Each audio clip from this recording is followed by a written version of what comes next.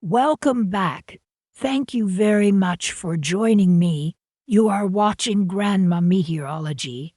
Your one like and subscribe could be a new life.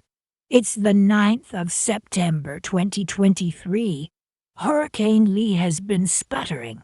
The former Category 5 ran into an unexpectedly hostile patch of atmosphere yesterday, and the strong upper winds continue to impact the core of the storm.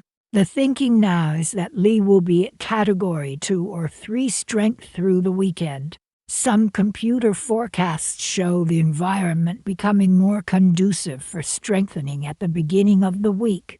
So the National Hurricane Center is showing reintensification at that time. In any case, Lee will crawl across the waters north of Puerto Rico and the nearby islands until the middle of next week. The only concern for Puerto Rico and the surrounding islands is the energy that Lee will put in the ocean water directed toward the north-facing beaches, inlets, and waterways. There is high confidence that the hurricane will turn north about Wednesday.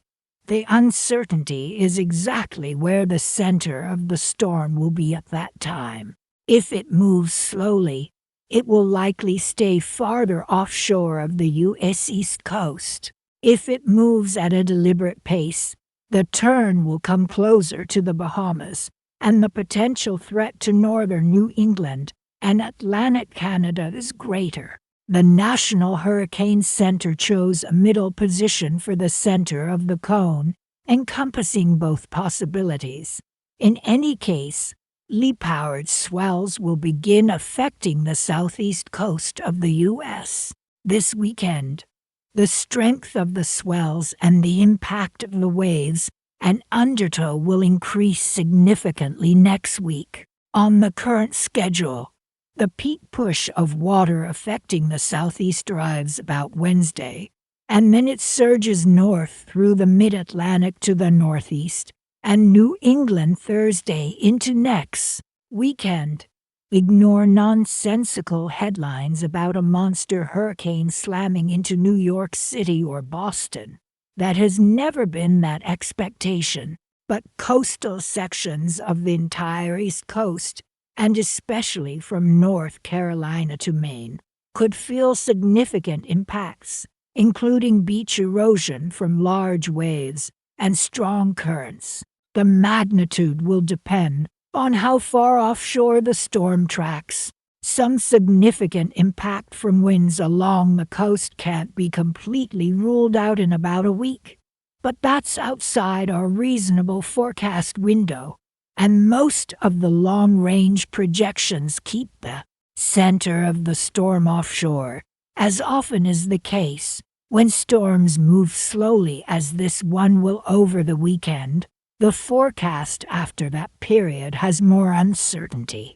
To reduce anxiety, it's a good plan to focus on forecasts for the next 5 days.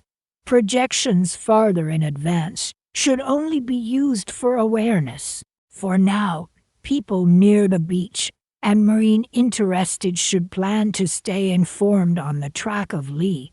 Bermuda is well within the potential impact zone as well. The timetable for impacts there is the second half of next week, subject to change. In the eastern Atlantic, Tropical Storm Margot is disorganized, but it's still forecast to eventually become a hurricane as it heads north into the open ocean. It's not a threat to land. An African disturbance will have a chance to organize in several days, but it doesn't look like a threat at the current time.